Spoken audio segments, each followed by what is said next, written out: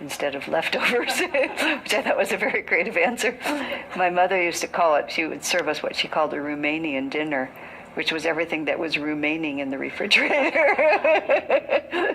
But when I used to cook, run a community kitchen, which was a long time ago, because that's what would happen, you just accumulate. And I always just really love opening the refrigerator and seeing what's in there and then making it up from what you've got.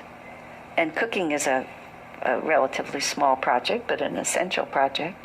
But everything is about training your creativity.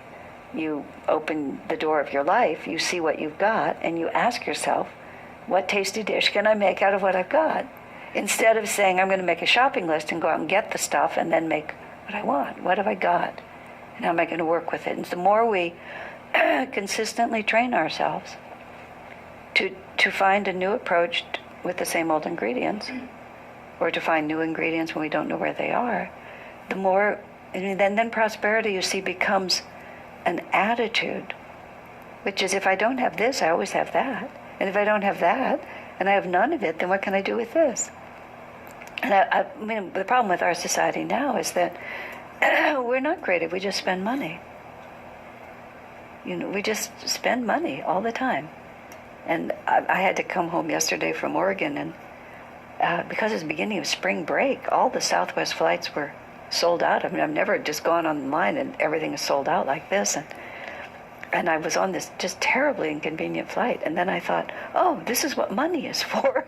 And I went back and changed my ticket price, and all of a sudden I could use money to get what I wanted.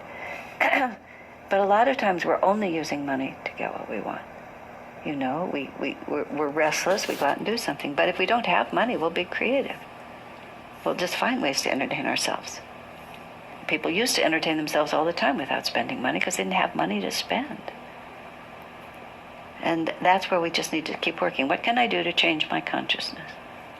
What can I do to change my consciousness? What can I do to change my consciousness? Best way is, how can I serve? Then how can I serve? How can I serve my own consciousness? How can I serve the planet? And then, what new answers can I come? And when you start asking, see, a lot of time you ask the question about intuition and God's will.